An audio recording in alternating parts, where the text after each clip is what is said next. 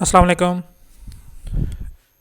23 नवंबर 2024 को club ID 116 यानी कि 116 के तहत कंप्यूटर साइंस और आईटी के 11 मुख्तलिफ पेपर जो हैं वो एज अ क्लब टेस्ट मुनक्किद किए थे पीपीएससी ने।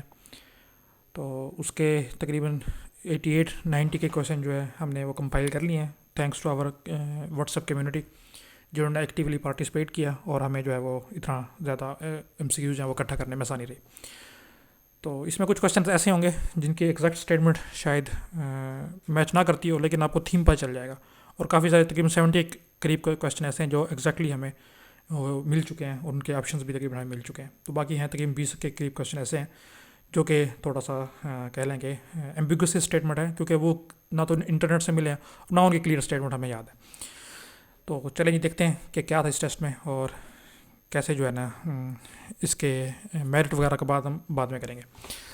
तो देखें जी, ये 11 डिपार्टमेंट थे जो आपको नज़र भी आ रहे होंगे, जिनमें ये यानी कि 11 पेपर थे जो मुख्तलिफ डिपार्टमेंट्स में जिनके ये क्लब टेस्ट था।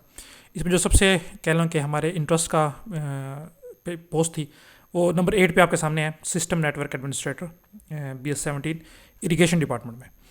इरिगेशन डिपार्टमेंट में इसी सीट्स की प्रिपरेशन के लिए हमने जो अपना प्रिपरेशन बैच भी तकरीबन आज से कोई महीना पहले ही एंड किया है। 2-2.5 माह का हमारा सेशन चलता रहा है। तो इसमें 58 सीट्स थी और मेन फोकस जो है ना कह लें कि इन क्लब टेस्ट का इसी पे था कि इतनी ज़्यादा सीट्स जो हैं वो आई हुई थी। तो इसलिए इसमें नेटवर्किंग का पोर्शन भी ठीक ठाक सा था, क्योंकि तकरीबन ज़्यादातर सीट्स इसमें नेटवर्क एडमिनिस्ट्रेटर की आपको देखने को मिलेगी। तो देखें जी, स्टार्ट करते हैं। तो अच्छा, इसमें कुछ 1 या 2 क्वेश्चन ऐसे थे जो रिपीट हुए थे, जैसे कि एक था कि RAD यानी कि रैड स्टैंड फॉर, तो ये 2 दफ़ा आया हुआ था। जब हमारे ग्रुप में ये डिस्कस हो रहा था तो कुछ लोग कह रहे थे कि सर दूसरी दफ़ा जो है ना वो RAID यानी कि रैड रिडंडेंट अरे ऑफ इंडिपेंडेंट डिस्क उसके तनाजुर में पूछा गया, लेकिन उस तरह का कोई ऑप्शन था ही नहीं। और मुझे एग्जैक्टली याद है कि ये RED रैड ही था। तो ये एक सॉफ्टवेयर इंजीनियरिंग में कह लें कि सॉफ्टवेयर को बिल्ड करने का एक मॉडल है जिसको रैपिड एप्लीकेशन डेवलपमेंट के नाम से जाना जाता है। तो ये 2 दफ़ा आया था, लेकिन मैंने इसको एक ही दफ़ा काउंट किया, एक ही दफ़ा इसको मैंने लिखा है। तो 20 का करेक्ट ऑप्शन था इसके हिसाब से, आपके हिसाब से जो भी था, रैपिड एप्लीकेशन डेवलपमेंट। फिर एक क्वेश्चन था हमारे पास इससे आगे, वो भी सॉफ्टवेयर इंजीनियरिंग था कि सकरम हैज़ खाली जगह स्टेप्स वहाँ पे लिखा हुआ था। मुझे एग्जैक्टली याद है, मैं थोड़ा सा कन्फ्यूज़ भी हुआ था, इसमें फेजेस नहीं था। तो स्टेप्स वो लिखा हुआ था और जो ग्रुप में लोग कह रहे थे कि सकरम के 3 फेजेस होते हैं। बिल्कुल जी, आप लोग ठीक कह रहे हैं, लेकिन वहाँ पे 3 का ऑप्शन था ही नहीं। 4 से ऑप्शन स्टार्ट हो रहे थे और ऑनवर्ड जो है ना वो 4, 5, 6 और उसके बाद एक स्टेटमेंट कुछ इस तरह थी कि कोई फेजेस नहीं होते। तो पिछले दफ़ा भी जब ये क्वेश्चन आया था तो हमने इसको डिस्कस किया था अपने ग्रुप में। तो 5 जो है ना, कुछ जगहों पे सकरम के जो स्टेप्स या कह लो के फेजेस लिखे हुए हैं वो 5 लिखे हुए हैं, 4 नहीं है बिल्कुल भी। ये तो 3 लिखे होते हैं या 5। तो जिन्होंने 4 लिखे हैं उनका तो क्लियर कट गलत है ना, और 3 यहाँ पे ऑप्शन था ही नहीं। तो 5 फेजेस जो है वो सकरम के आप कंसिडर करेंगे इसका करेक्ट आंसर हो सकता है।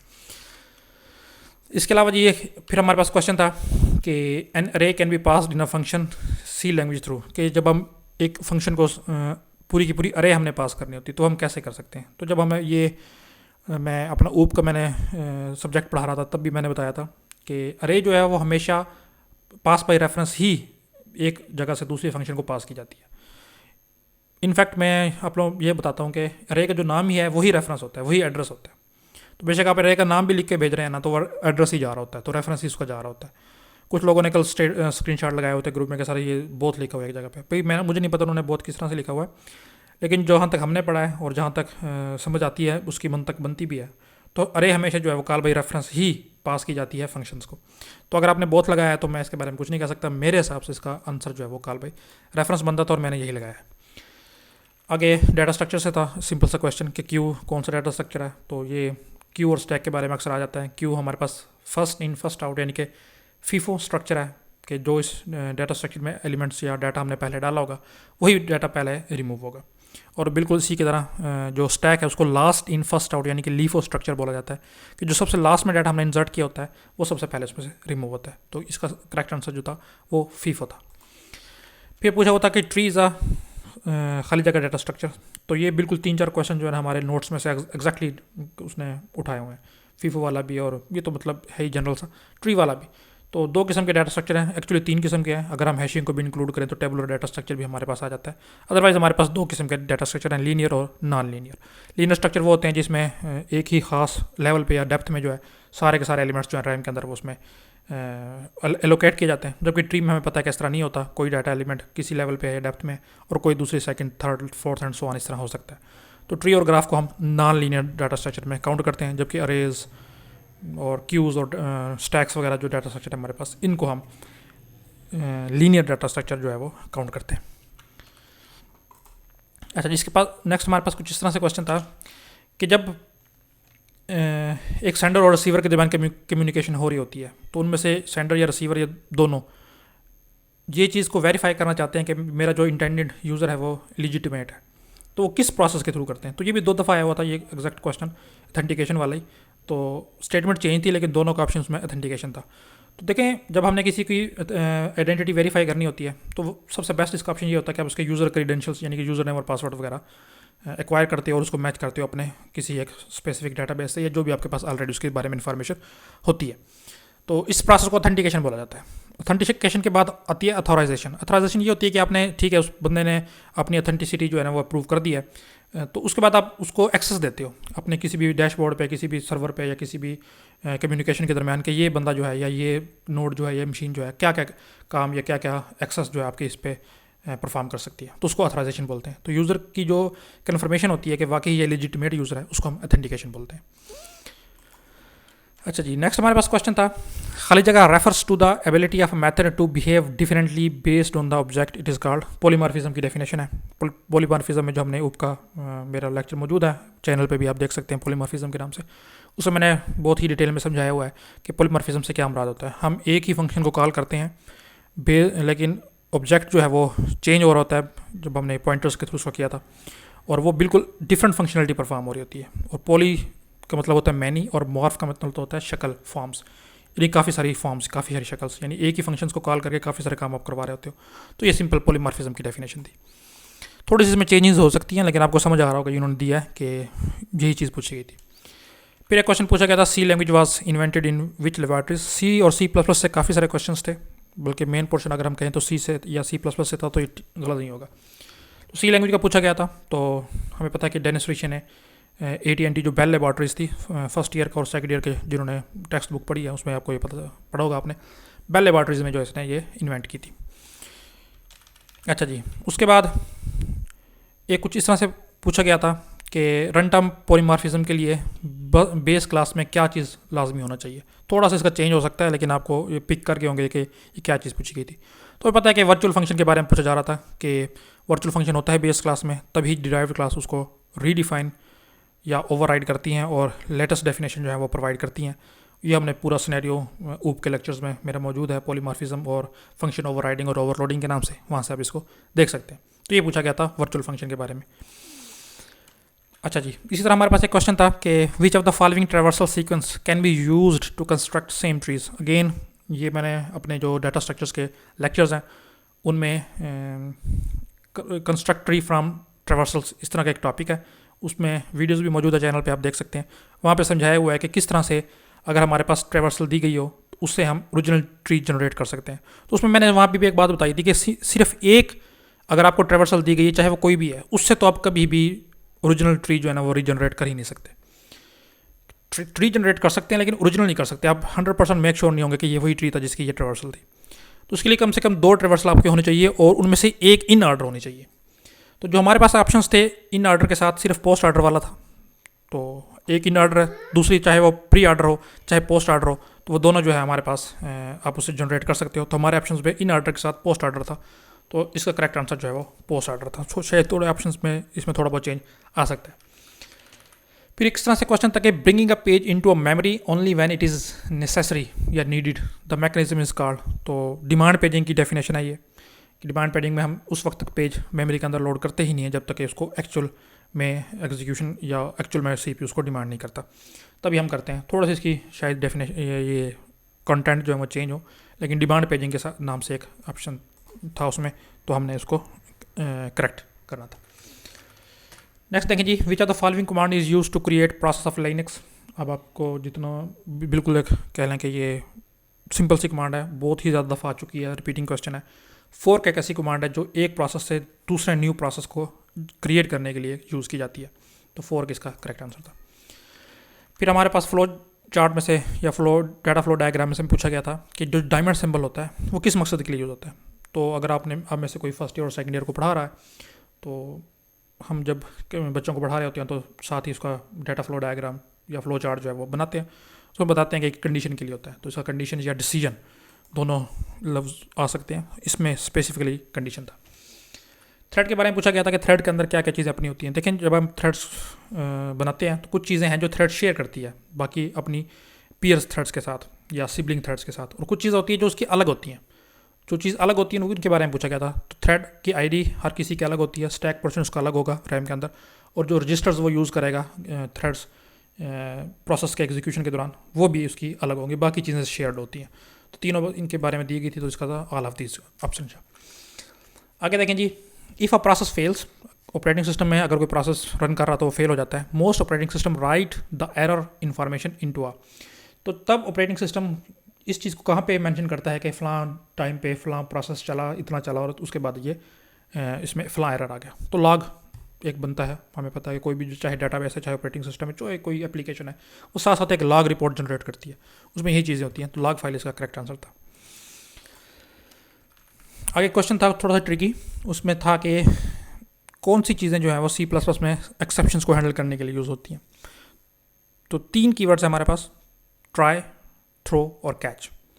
तो ये कीवर्ड्स हैं, फंक्शन नहीं है। बेशक कैच जो है वो बिल्कुल फंक्शन की तरह लिखा जाता है, ट्राई तो फंक्शन की तरह नहीं लिखा जाता, लेकिन कैच बिल्कुल जो है फंक्शन की तरह लिखा जाता है, लेकिन वो फंक्शन नहीं है, वो एक ब्लॉक बनाने का तरीका है। तो ट्राई, कैच और थ्रो 3 कीवर्ड्स हैं जो हमारे पास C++ एक्सेप्शन हैंडलिंग में यूज़ किए जाते हैं। तो 3 कीवर्ड्स या 3 कीवर्ड्स इसका जवाब था, 3 फंक्शंस नहीं था। अच्छा जी, आगे फ्लोट के बारे में पूछा गया था कि फ्लोट कितने बाइट्स लेता है। तो इंटीजर के बारे में थोड़ा सा हमारे पास कह लें कि एम्बिग्यूटी होती है, ये कंपाइलर पे डिपेंड करता है। अगर आपके पास 16 बिट का कंपाइलर है, जैसे कि टर्बो C++ है, तो वो जो है 2 बाइट लेता है इंटीजर में।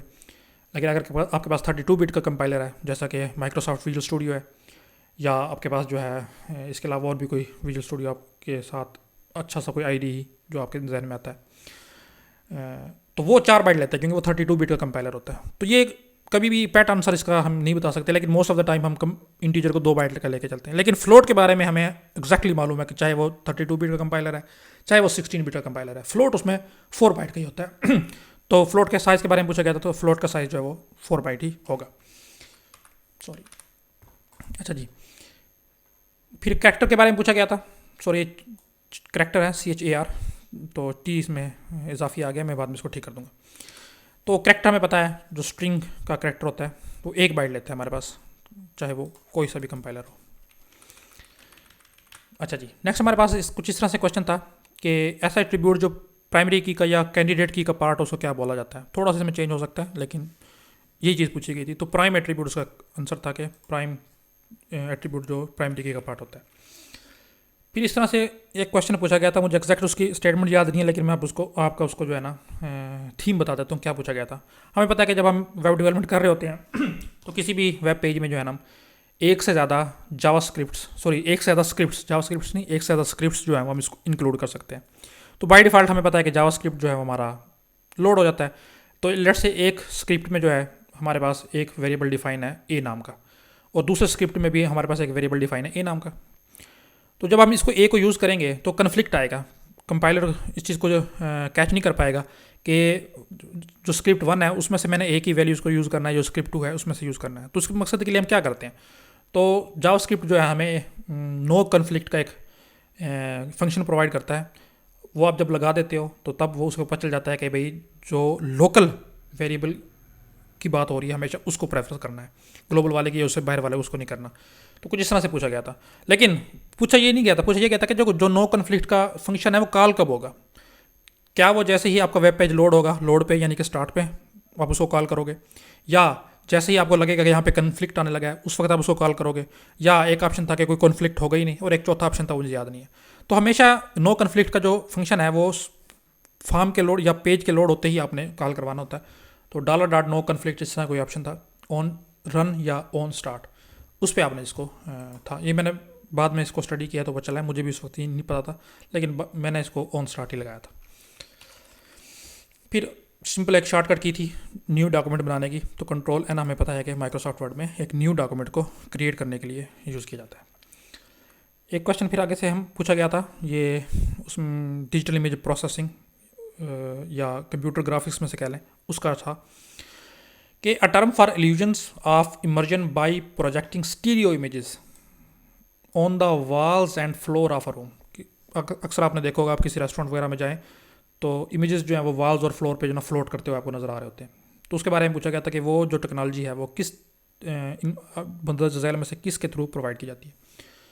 तो HMD भी है, GUI भी था, बूम भी था और कैव भी था, लेकिन जो करेक्ट आंसर था इसका वो कैव था। मैंने भी ये नहीं पढ़ा हुआ था, मैं इसको HMD लगा के आया हूँ क्योंकि ये सुना सुना सा लग रहा था, लेकिन कैव इसका जो है वो करेक्ट आंसर था।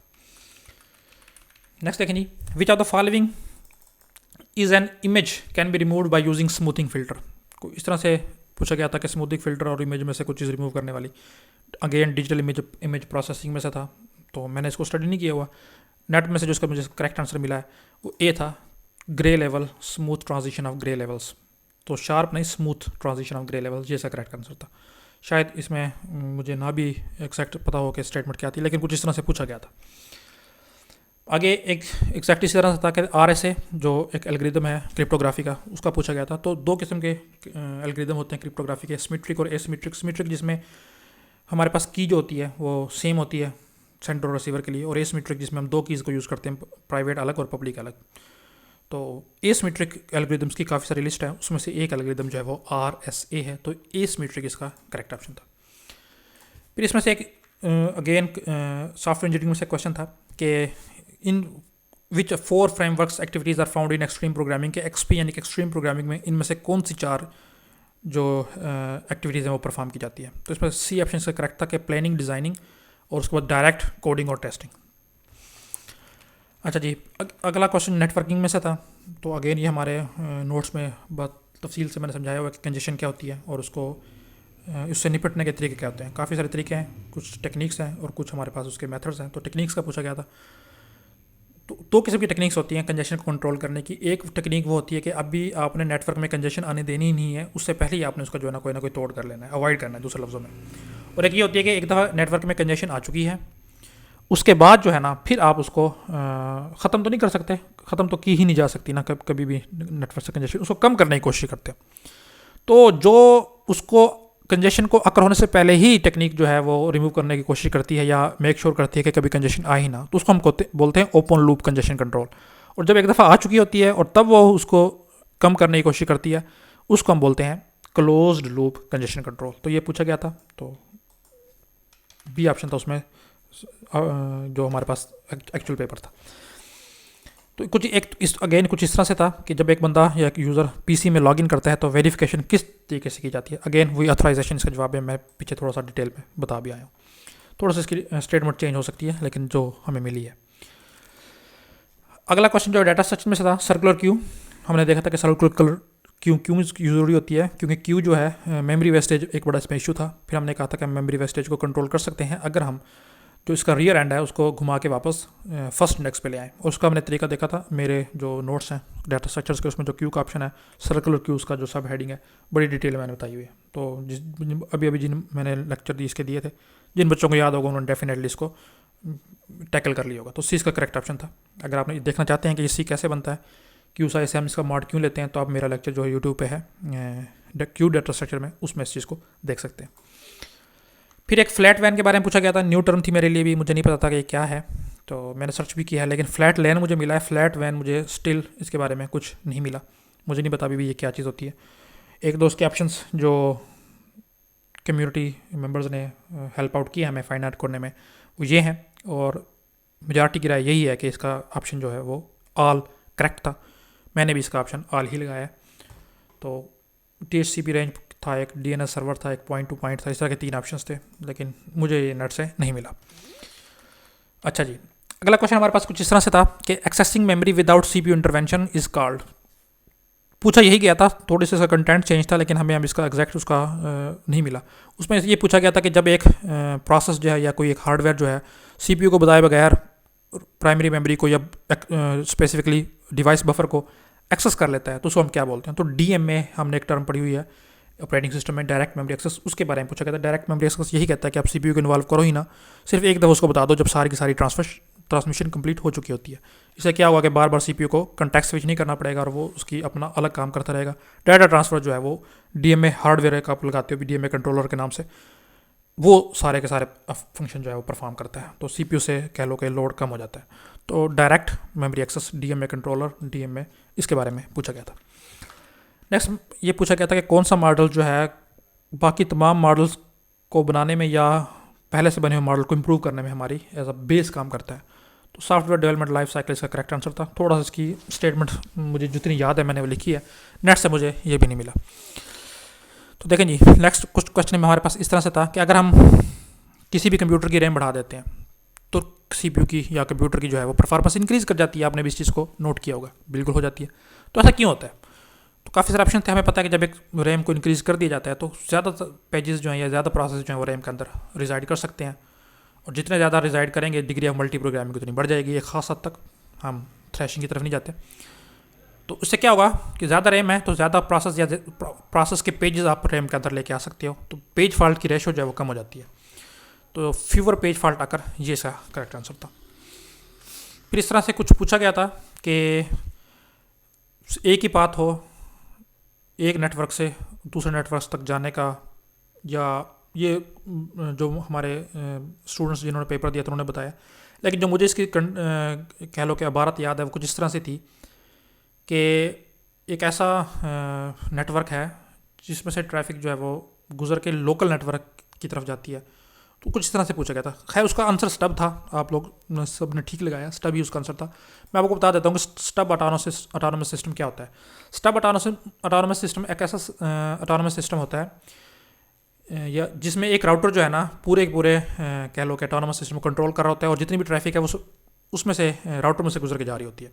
ट्रांजिएंट वो होता है ऑटोनोमस सिस्टम जो डायरेक्ट ट्रैफिक जो है ना उसमें से गुजर के नहीं जा रही होती, एक तरफ से आ रही होती है, वो दरमियान में रिजाइड करता है, अपने पास सिर्फ वो टेम्परली स्टोर करता है उस कम्युनिकेशन को या जो भी पैकेट आ रहे होते हैं, और दूसरे ऑटोनोमस सिस्टम को पास कर देता है। तो ये दरमियान वाला है।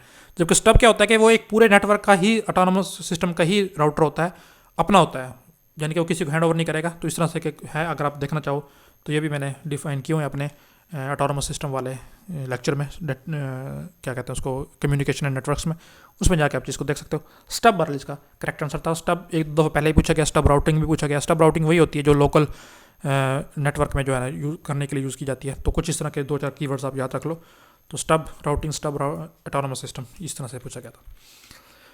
अच्छा जी, फिर एक थ्रूपुट की डेफिनेशन थी सिंपल कि पर यूनिट टाइम में जितने प्रोसेस कंप्लीट हो अपने एग्जीक्यूशन को कंप्लीट कर रहे होते हैं उनको क्या कहते हैं। तो ये थ्रूपुट है। मेरे जो ऑपरेटिंग सिस्टम के नोट्स हैं इसमें मैंने ये बोल्ड करके लिखा हुआ है नीचे।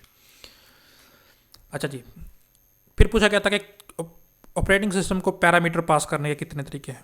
कल भी ये डिस्कस हो रहा था ग्रुप में, तो मैंने भी ये गलत लगाया था 2। मुझे पता ही नहीं था, मैं वही समझा कि कॉल बाई वैल्यू और रेफरेंस होते होंगे। लेकिन ऑपरेटिंग सिस्टम को पैरामीटर पास करने के 3 तरीके होते हैं। एक वाया स्टैक है, एक वाया मेमोरी ब्लॉक था, और एक वाया रजिस्टर्स था। तो 3 तरीके हैं मेमोरी इसमें पैरामीटर पास करने के। अच्छा जी, आगे देखें। कुछ इस तरह से क्वेश्चन था कि सॉफ्टवेयर में उसको अपडेट करना, नए फीचर्स को ऐड करना जो आपने पहले प्लान किए हुए हों, या उनमें से कुछ चीज़ों को रिमूव करना जो कि अब जिसकी मज़ीद ज़रूरत नहीं रही हो। इस तरह से कुछ स्टेटमेंट थी, उसको क्या कहते हैं। तो ये सॉफ्टवेयर मेंटेनेंस की है। तो जो इसको ऑप्टिमाइजेशन कह रहे थे, तो ऑप्टिमाइजेशन ये नहीं है, मेंटेनेंस ये चीज़ है। फिर किस तरह से था कि प्राइमरी मेमोरी में से प्रोसेस को हार्ड डिस्क में या सेकेंडरी मेमोरी में मूव करने को क्या कहते हैं। तो ये फैचिंग नहीं है, फैचिंग इसकी उल्ट चीज़ होती है थोड़ा सा। तो स्वैपिंग के बारे में ये पूछा गया था कि स्वैपिंग क्या होती है। स्वैपिंग हमें पता है कि स्वैप इन और स्वैप आउट क्या होता है कि प्राइमरी मेमोरी से हार्ड डिस्क में हम टेम्पररी प्रोसेस को मूव करते हैं ताकि किसी नए प्रोसेस को हम रिसाइड करवा सकें जिसकी प्रायोरिटी हाई है या कुछ और हिसाब से, डिपेंड अपॉन उस स्केजुलिंग एल्गोरिथम के। तो ये स्वैपिंग के बारे में पूछा गया था। फिर एक पूछा गया था कि इनमें से कौन सी चीज़ जो है वो बेस्ट होती है। एग्जैक्टली इसकी याद नहीं थी, लेकिन उसका जवाब को इंसिडेंटल कोहिजन था कि ये अगर ये होती है ऐसी कोहिजन जो आपने बाकायदा प्लान नहीं की होती। तो हमें पता है कि कोहिजन और कपलिंग में कोहिजन की को हम कोहिजन कहते हैं कि विद इन अ मॉड्यूल जो जितनी भी चीज़ें हैं वो आपस में किस तरह से इंटर रिलेट कर रही हैं, और कपलिंग जो है वो एक मॉड्यूल की दूसरे मॉड्यूल पे डिपेंडेंस को कहते हैं। तो कपलिंग नहीं हमने करनी, हम चाहते हैं कि एक मॉड्यूल अपने आप में मुकम्मल हो।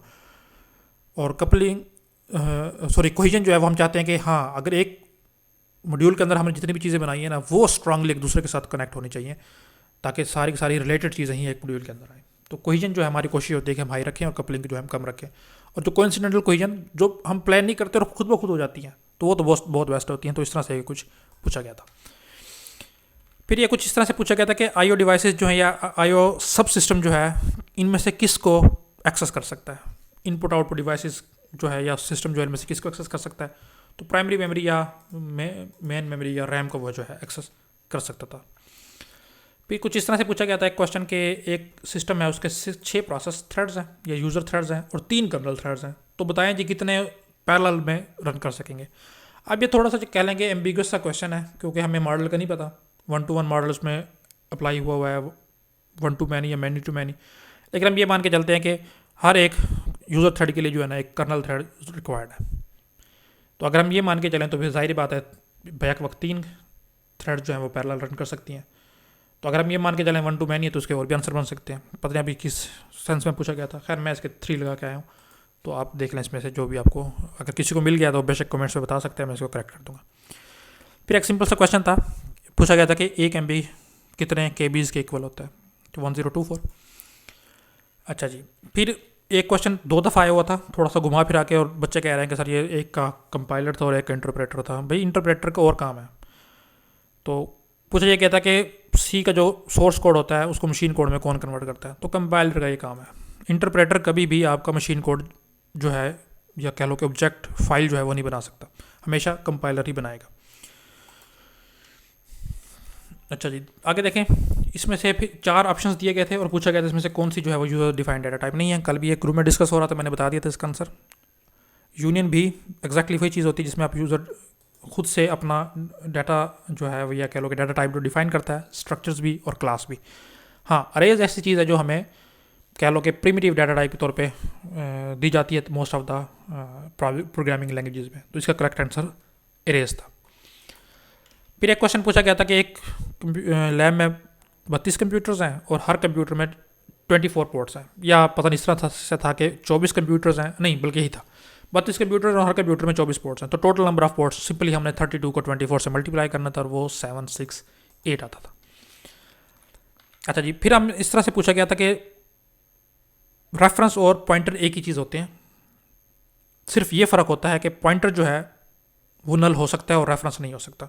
तो ये इसमें पूछा गया था कि रेफरेंस के बारे में वो क्या नहीं हो सकता, तो रेफरेंस कभी भी नल नहीं हो सकता। कुछ प्रोग्रामिंग लैंग्वेज है जिसमें पॉइंटर्स का कंसेप्ट नहीं है, जैसा कि जावा, उसमें डायरेक्ट रेफरेंस ही यूज़ किए जाते हैं। कुछ हैं जिसमें दोनों हैं, जैसा कि हमारे पास C++ है, हम इसमें पॉइंटर्स और रेफरेंस दोनों यूज़ कर सकते हैं।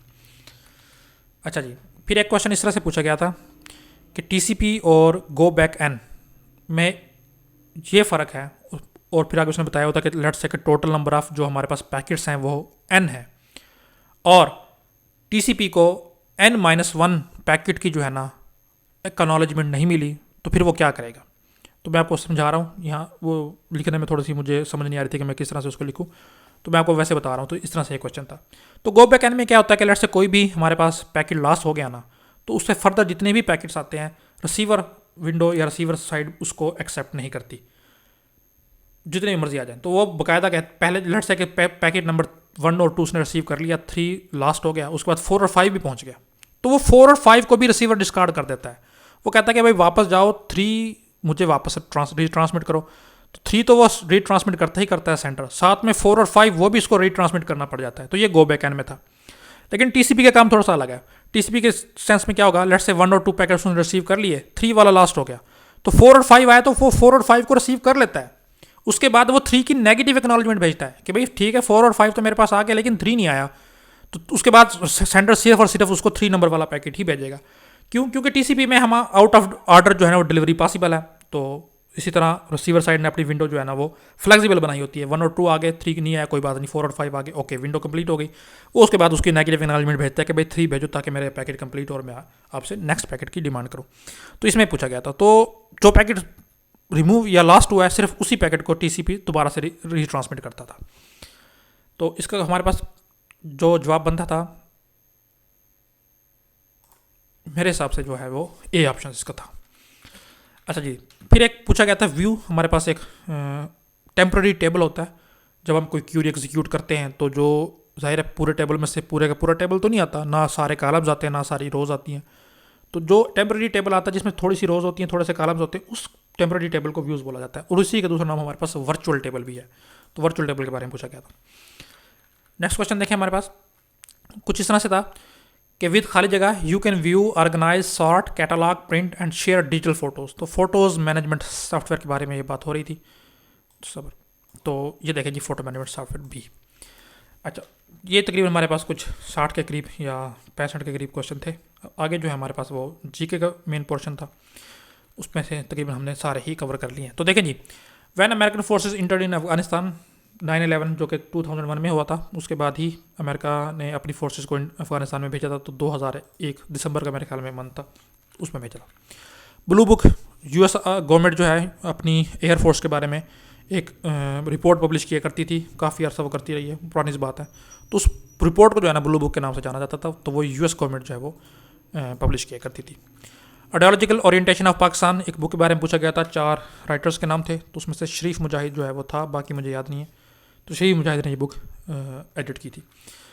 अच्छा, उसके बाद जी ये पूछा गया था कि पाकिस्तान किस पास के थ्रू या किस चीज़ के थ्रू सेंट्रल एशियन कंट्री से जुड़ा हुआ है। तो वखान कॉरिडोर इसका करेक्ट ऑप्शन था। ये पता नहीं कौन सा क्वेश्चन था, चले ठीक है। अच्छा जी, फिर ये कुछ इस तरह से पूछा गया था कि हमारे पास जो है by area second largest province कौन सा है। तो पहला तो हमें पता है कि बलूचिस्तान है, तो उसके बाद पंजाब जो है वो सेकंड लार्जेस्ट एरिया प्रोविंस है बाई एरिया। फिर आगे इस तरह पूछा गया था कि ही जो रेड, ये रीड की दूसरी फॉर्म रेड, खाली जगह बुक्स ही हैड। तो इसमें कुछ लोग कह रहे थे कि फ्यू होता है। देखो फ्यू जो है ऑलमोस्ट नन होता है, बल्कि आप उसको नन ही समझें। तो इसका मतलब ये बनेगा उसने जितनी भी उसके पास बुक्स हैं उसने नहीं पढ़ी। लेकिन मुझे जो इसका करेक्ट आंसर लग रहा था वो अ फ्यू था, कि उसने चंद एक पढ़ी है, कि उसके पास जितनी भी बुक्स है उसमें उसने चंद एक पढ़ी हैं। तो आ फ्यू जो है ना इसमें मेरे हिसाब से सूटेबल आंसर है। मैंने अपने इंग्लिश के लेक्चरर से भी कंफर्म किया था, वो भी इसको आ फ्यू ही बोल रहा था। तो मेरे हिसाब से इसका ऑप्शन जो है भी करेक्ट था। फिर कुछ इस तरह से क्वेश्चन था कि बुक्स खाली जगह in childhood seems like old friends. तो books read, second form read की, कि जो हमने चाइल्डहुड में बुक्स पढ़ी थी वो हमारे एक पुराने दोस्तों की तरह फील होती है। तो ये इसका करेक्ट आंसर था। फिर एक क्वेश्चन इस तरह से पूछा गया था कि भाई how many times in a day, एक दिन के अंदर, hands of a clock in straight line, के जो घड़ी की 2 सुइयाँ हैं वो स्ट्रेट लाइन बनाती हैं लेकिन अपोजिट डायरेक्शन में। यानी कि एक सुई लेट से 12 पे है और दूसरी 6 पे है, तो ये एक स्ट्रेट लाइन बन गई। आगे मूव किया तो ये 1 पे मूव कर गई, दूसरी 6 पे मूव कर गई, सॉरी 7 पे, तो ये एक स्ट्रेट लाइन बन गई। तो पूरे दिन में ये कितनी दफ़ा होता है? तो 22 इसका करेक्ट आंसर है, कि 22 टाइम्स जो है वो अपोजिट डायरेक्शन में ये आती है। फिर पूछा गया था कि स्पीड ऑफ साउंड जो है वो ह्यूमन टिश्यूज़ में उसकी स्पीड कितनी होती है। तो वैसे तो 333 मीटर्स पर सेकंड है साउंड की स्पीड जो है, लेकिन टिश्यूज़ में इसकी स्पीड ज़्यादा है, 1540 मीटर्स पर सेकंड। फिर पूछा गया था कि लॉज ऑफ मोशंस किसने प्रपोज किए थे। तो हमें पता है कि न्यूटन्स लॉ ऑफ मोशन, 3 जो लॉ ऑफ मोशन है वो न्यूटन ने प्रपोज किए थे। फिर एक क्वेश्चन था, 3 टर्म दी गई थी, and rubber, home run and pitcher. ये 3 टर्म जो है वो किस स्पोर्ट से रिलेटेड है? तो बेसबॉल से रिलेटेड है ये टर्म। इंग्लिश का क्वेश्चन था सिनोनिम्स, एब्सट्यूट मीनिंग, तो डिफिकल्ट इसका करेक्ट आंसर था, रिपीटिंग क्वेश्चन है।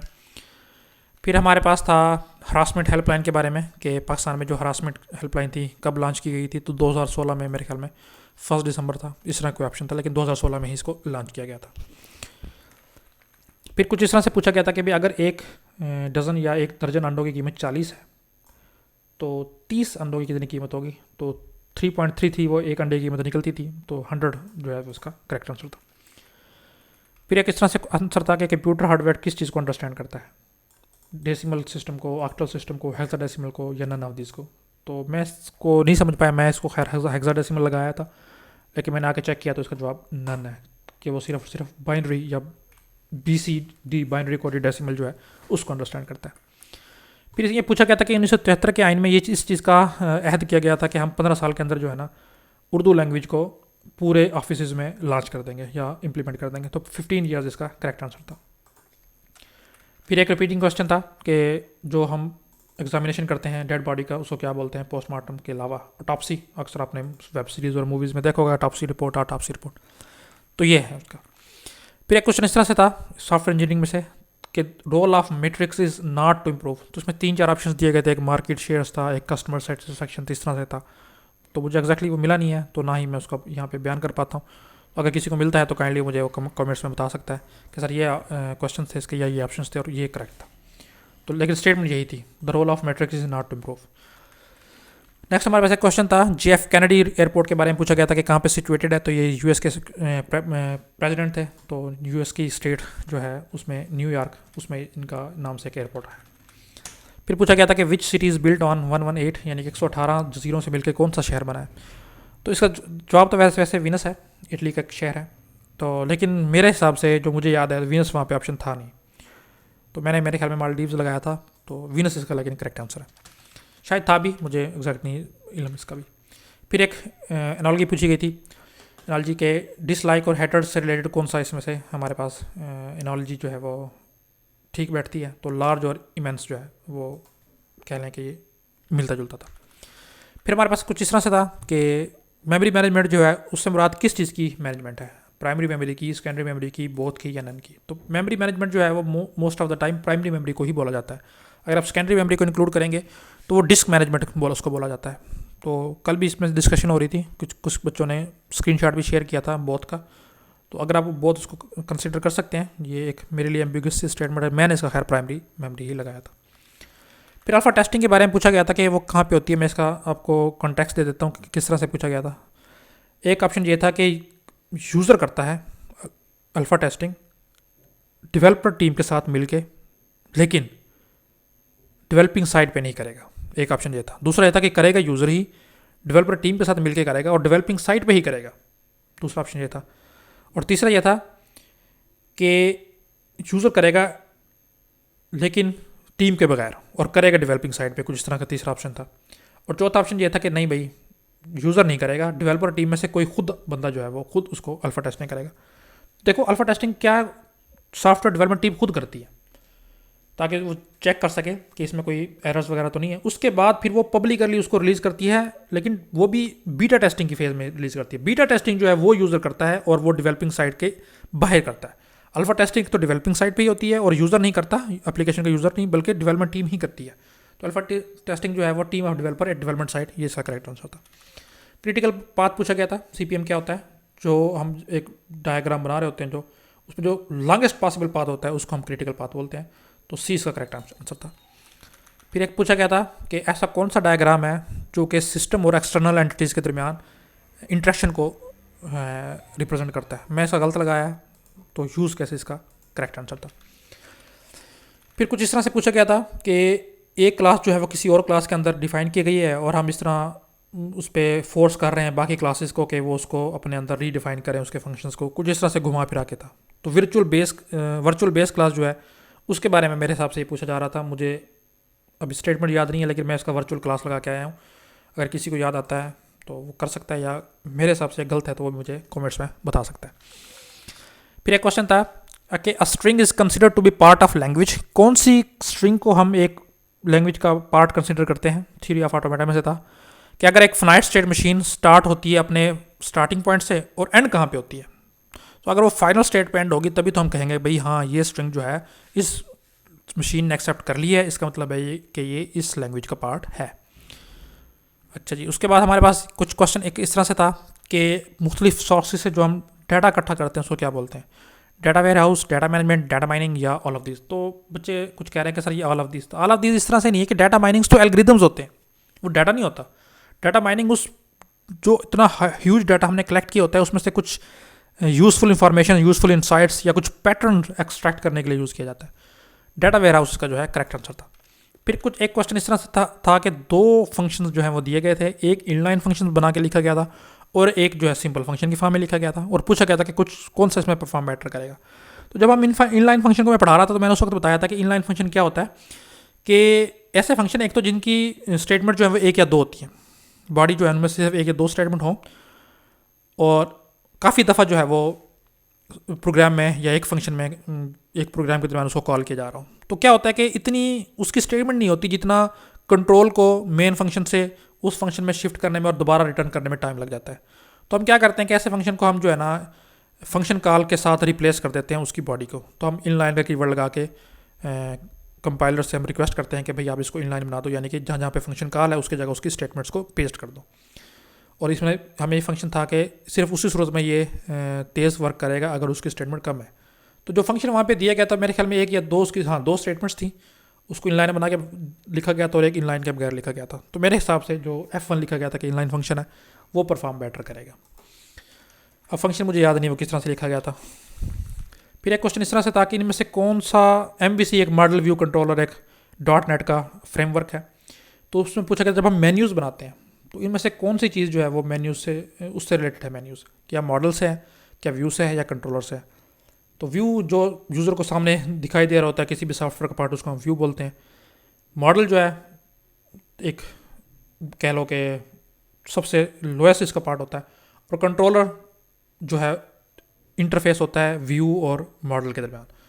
तो व्यू के बारे में था मेरा इसमें आपके मेन्यू जो है वो व्यू से रिलेटेड होते हैं।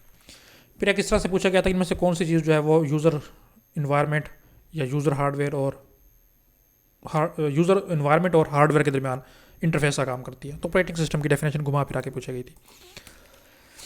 फिर एक इस तरह से क्वेश्चन था कि ये इनमें से कौन सी चीज़ ये बयान करती है, एक्सप्लेन करती है कि कितना अच्छा कोई प्रोग्राम लिखा गया है, पीस ऑफ कोड लिखा गया है और कितना अच्छा वो परफॉर्म कर रहा है। तो शायद एफिशिएंसीज का मुझे लग रहा था कि करेक्ट आंसर है, क्योंकि वो उसकी परफॉर्मेंस से रिलेटेड था। फिर कुछ इस तरह से था कि इनमें से कौन सा जो है कंसिडर नहीं किया जाता जब हम कॉस्ट एस्टिमेशन कर रहे होते हैं। तो 4 ऑप्शन दिए गए थे, मुझे अभी याद नहीं है, किसी को याद है तो काइंडली वो कमेंट बॉक्स में बता सकता है, मैं इसको इंक्लूड कर दूंगा। फिर कुछ इस तरह से था, 4 मोस्टली फंक्शन दिए गए थे, उनसे पूछा गया था कि इनमें से कौन सा मोनोटोनिक फंक्शन नहीं है। तो ग्रुप में कल जितने भी बच्चों ने वो शेयर किए हैं मोनोटोनिक के ऑप्शंस, वो सारे के सारे गलत हैं। उनमें से कोई भी मेरे हिसाब से मतलब एक्चुअल में नहीं था वो। तो इसकी क्योंकि हमें ऑप्शन नहीं मिल सके, मुश्किल से थे, तो इसलिए इसको हम कंट्रोल कर पाए। लेकिन आपके रेफरेंस के लिए कि एक क्वेश्चन ये भी था मोनोटोनिक वाला। अच्छा जी, फिर एक क्वेश्चन पूछा गया था कि एक पैरेलल सिस्टम है रजिस्टर्स का, उसमें से अगर हम एक रजिस्टर को रिमूव कर देते हैं तो ओवरऑल रेजिस्टेंस पे क्या असर पड़ेगा। फिजिक्स से रिलेटेड था या कह लो कि बेसिक इलेक्ट्रॉनिक्स से रिलेटेड। मैं इसका गलत लगाया हूँ, मैं इसका रिमेन इन सेम लगाया हूँ, लेकिन इंक्रीज़ हो जाती है ओवरऑल इसकी रेजिस्टेंस। अगर आप पैरेलल रजिस्टर सिस्टम में से एक रजिस्टर को रिमूव कर लें तो ओवरऑल रेजिस्टेंस जो है वो इंक्रीज़ हो जाती है। फिर एक क्वेश्चन पूछा गया था कि मुनीर शामी का किरदार किस में है। 4-5 दास्तानों के नाम दिए गए थे। तो आराइश महफिल एक ऐसी कह लो कि दास्तान है जिसमें मुनीर शामी का किरदार देखने को मिलता है। फिर एक पूछा गया था ये शेर कि ये किसका है। 4-5 ऑप्शन थे, तो मोहसिन भोपाली का ऑप्शन था, तो मोहसिन भोपाली साहब का ये शेर है। उसके अलावा बाकी ऑप्शन थे, इलामा इकबाल था मेरे ख्याल में और एक इस तरह कुछ और थे। तो 4 ऑप्शन, लेकिन मोहसिन भोपाली साहब का ये है। तो ये हमारे 86 क्वेश्चन ये वैसे बनते हैं, और रिपीटिंग क्वेश्चन जो मैंने निकाल दिए उनको शामिल करें तो 88 क्वेश्चन हैं इसमें से। तो तकरीबन इनमें से 3 या 4 क्वेश्चन ऐसे हैं जिसका हमें कुछ भी नहीं मिल सका। एम्बिगुअस स्टेटमेंट्स हैं उसके भी अभी कि उनमें से क्या था। बाकी क्वेश्चन जो है इंशाल्लाह ताला हमारे हिसाब से बिल्कुल ठीक है, मैंने रिसर्च भी की है, इसके करेक्ट आंसर ही आप लोगों को बताया जाए। तो इसमें से आप देख सकते हैं, हर बंदा कैलकुलेट कर सकता है उन 12 क्वेश्चन के अलावा कि आपके कितने मार्क्स बन रहे हैं। अगर तो आपने अक्सर बच्चे मेरिट का पूछ रहे होते हैं, तो मैं बता दूंगा अगर तो आपने सिस्टम नेटवर्क एडमिनिस्ट्रेटर पे इसका अप्लाई किया है जिसकी 58 सीट्स हैं और 700 समथिंग एप्लीकेंट थे, तो एक तो ये है कि उस दिन क्योंकि इसका PTI वगैरह का सिट डाउन था, तो उस सिलसिले में ट्रैफिक वगैरह का काफ़ी जो है मसला बना हुआ था। कुछ सेंटर्स हैं जैसे सरगोदा सेंटर्स था, फैसलाबाद सेंटर और मुल्तान सेंटर, वहाँ तो लोग पहुँच गए, लेकिन लाहौर, रावलपिंडी, ये 2 सेंटर मेन सेंटर जो हैं यहाँ पे आवाम नहीं पहुँच पाई, और यहाँ पे बंदे ज़्यादा भी होते हैं। तो मेरा नहीं ख्याल कि इसमें काफ़ी बंदे जो हैं हाफ तकरीबन हम लगा लें कि इसमें अपीयर होंगे 400 हम लगा लेते हैं। 58 सीट्स हैं, तो अगर 40 मेरिट मेरे हिसाब से इसका 40 से 45 के बीच में मेरिट है, इससे ज़्यादा नहीं बनेगा। हो सकता थोड़ा ज़्यादा बन जाए, लेकिन मेरे हिसाब से इसका जो है वो ये है। हाँ, अगर आपने बाकी सीट्स पे अप्लाई किया हुआ है जिसके 1-1, 2-2 सीट्स हैं, तो वो इसका मेरिट जो है वो 50, 55, 60 इस रेंज में अपने आप को काउंट रखें। अगर आपके बन रहे हैं तो फिर आप समझ लें कि आप क्लियर हैं। सिस्टम नेटवर्क एडमिनिस्ट्रेटर 58 सीट वाला, अगर आपके 45 क्वेश्चन बन रहे हैं तो आपके 90% चांस है कि आप शॉर्ट लिस्ट हो जाएंगे इंटरव्यू के लिए। इससे पिछला भी उसका मेरिट जो है वो 40 था, इस दफ़ा भी मेरिट कम रहने के चांसेस है, क्योंकि एक तो ये पेपर मुश्किल था। आप लोगों ने देखा होगा कि थोड़ा सा पैटर्न अभी पिछले जितने भी पेपर हुए हैं 2024 में, वो पुराना डाटा बैंक जो है वो बिल्कुल ही रिमूव कर दिया पीपीएससी ने, सारे नए क्वेश्चन आ रहे हैं। तो इसमें से बहुत सारे क्वेश्चन ऐसे हैं जो हमने फर्स्ट टाइम देखे हैं, और कुछ सब्जेक्ट्स तो ऐसे हैं जो हमने कभी ज़िंदगी में पढ़े भी नहीं, जैसे डिजिटल इमेज प्रोसेसिंग में से आया हुआ है। तो क्योंकि ये सारे लोगों के लिए ऐसे ही है, सारे बंदे जो हैं, मैं ये मान के चलता हूँ कि वो 7-8 जो कोर सब्जेक्ट हैं सिर्फ उन्हीं को पढ़ते हैं। तो अगर आपके लिए मुश्किल है तो बाकियों के लिए भी ये पेपर मुश्किल ही था। तो जिनका जीके स्ट्रांग है उनको थोड़ा सा एज है इसमें, लेकिन मेरे हिसाब से जो है ना, अगर आपके 50 से नीचे 45 के दरम्यान बन रहे हैं तो आपके काफ़ी ज़्यादा चांसेस हैं कि आप सिस्टम नेटवर्क एडमिनिस्ट्रेटर पे शॉर्ट लिस्ट हो जाओगे। और क्योंकि ये बंदे बहुत कम हैं, तो ये जो करंट वीक चल रहा है, इससे आगे वाला वीक छोड़ के, यानी कि दिसंबर का जो सेकंड वीक होगा, उसमें बहुत ज़्यादा चांसेस हैं कि इसका रिजल्ट भी आ जाएगा। शायद अगले कुछ तो हैं जो सिंगल सीट वाले हैं, तो शायद हो सकता है कि नेक्स्ट वीक भी आ जाए। इस वीक पॉसिबल नहीं है बिल्कुल भी, अभी तो वैसे भी 2 दिन रह गए, इतनी जल्दी वैसे रिजल्ट आ भी नहीं सकता। तो दिसंबर का जो सेकंड वीक है उसमें इसके रिजल्ट आने के चांसेस हैं रिटर्न के। तो जिनके 50 के करीब क्वेश्चन बन रहे हैं तो बेशक वो आंखें बंद करके जो है ना अपना इंटरव्यू की प्रिपरेशन स्टार्ट कर दें। हमारा ग्रुप हाजिर है, मैं हाजिर हूँ, किसी भी किस्म की कोई आपको इश्यूज़ है, कोई डिस्कशन करनी है, उसके लिए हम हाजिर हैं। हाँ, जो बंदे ये जो नोट्स वगैरह या रिकॉर्डेड लेक्चर्स वगैरह मांग रहे होते हैं, तो मैंने यूट्यूब पे, व्हाट्सएप पे, फेसबुक पे हर जगह इस चीज़ का बताया हुआ है कि भाई जिन बंदों ने जो सेशन लिए हुए हैं, हमारे 6 सेशन हो चुके हैं, कोई भी बच्चा हमारे 6 सेशन का हिस्सा रहा है तो उसके लिए सारे नोट्स, सारे रिकॉर्डेड लेक्चर्स वो फ्री ऑफ कॉस्ट है। तो बाकियों के लिए जो है वो मैं कम्युनिटी पोर्ट्स में मैं लगाता रहता हूँ, तो वो काइंडली वो नोट्स कम से कम जो है ना वो फ्री में डिमांड ना किया करें। तो ठीक है जी, काफ़ी लंबी वीडियो हो चुकी है क्योंकि इसमें कुछ चीज़ें थी जो हमने एक्सप्लेन करनी थी। तो अल्लाह ताला आप लोगों को इसमें अच्छा स्कोर करने की मेरी दुआ है कि आप अच्छा स्कोर करें, शॉर्ट लिस्ट हो, ताकि मैक्सिमम जो है बच्चे जो है ये 58 सीट्स जो है वो एक्वायर कर सकें। चले जी, मिलते हैं इंशाल्लाह अगली वीडियो तक के लिए। अल्लाह हाफिज़।